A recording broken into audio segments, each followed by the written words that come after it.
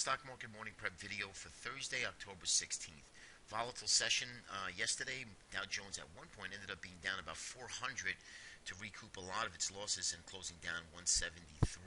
Nasdaq was down almost 12, S&P down 15, and the Russell actually closed up $10.85. And if you were watching it during the day, you'd be surprised. You were watching a Russell, and I'm always staring at it because of the fact that the Russell, good gauge of risk, and really took our other indices down, was the leader in doing so, really wasn't moving to the downside as much. And then sure enough, it caught a little bit of a bid late in the session, and short started covering. So all in all, a very volatile session. Volatility is upon us, and we are now, as I'm recording this, we're down about 180 Dow Jones points.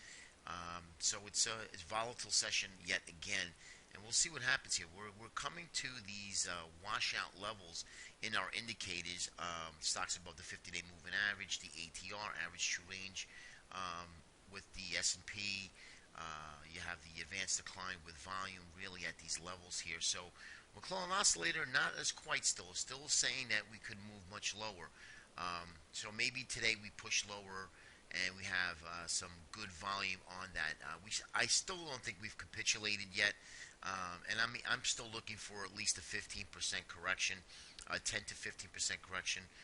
We're almost there, but I do think that the markets really need to wash out big volume and then reverse and then close positive on the day.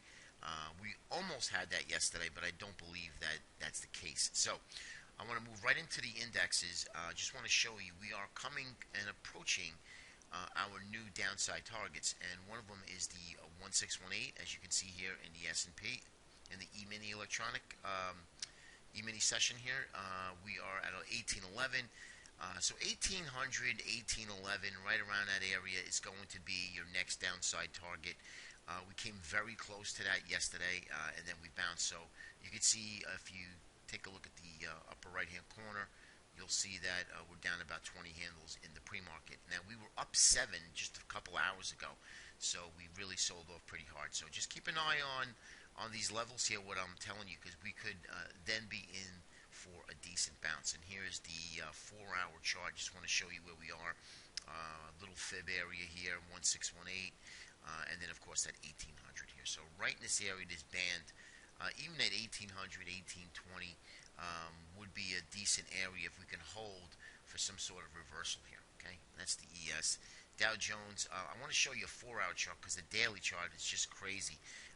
You'll see the 4-hour, we sold off hard and we took it right back again. Still down on the day, but we took it back. Now, if you look at a daily chart, it's actually pretty comical. You would see that it's one big doji, if you will. This. You can see this one big candle here. So we're really at our downside targets. I mean, we really hit it yesterday.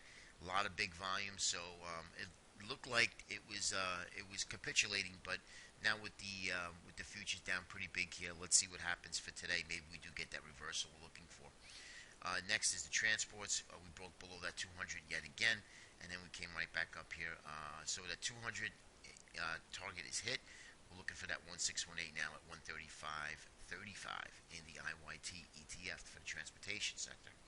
And the IWM 103 was the target, 103.54 was the low. I think that's pretty close enough, but again, let's keep an eye on this because watch the Russell. The Russell did not go down. It was not going down at one point. We sold off a little bit, and then we held this area pretty much most of the afternoon, and right around 1:30, 2 o'clock, the Russell started catching a bid here, and that's what kind of stabilized the markets. So watch that Russell. The IWM is a mandatory index to be looking at. Okay, so here's the Qs. Lastly is the Qs. Now, we may have some volatility. Netflix came out, and their earnings weren't so great, and it got walloped in the after hours, down over 100 points. So the Qs are definitely going to take effect to this today. Let's see what happens with the Netflix situation. And again, volatility definitely was picking up even in the after hours yesterday. The VXX, you can look at that. So, guys, very quickly, in a quick recap, Markets are very, very fast, and if they move, they move without getting you a good opportunity to get short. Don't short in the hole. Wait for a pullback into resistance. If you don't get it, let it go. Step aside and wait for the next pull. Wait for the next trade setup, because if you try to chase this market, you can really get hurt pretty bad here. Okay, so use your stops. Cash is a position when in doubt. And don't be a hero. If you don't see something you like, just step aside here, let the volatility subside, and then we should be back to normal trading with a little bit of volatility. Volatility is good. It's just when you have volatility that you get into a position, next thing you know, in 3 minutes you got to get out because it's now reversed the other way. That's not really good trading. That's really scalping. For the scalpers, it's great, but if you're trying to swing trade for the day and trying to keep a position for at least a good part of the day, that's not what you want to see. Okay, be careful out there, and we'll see you tomorrow. Take care, everybody.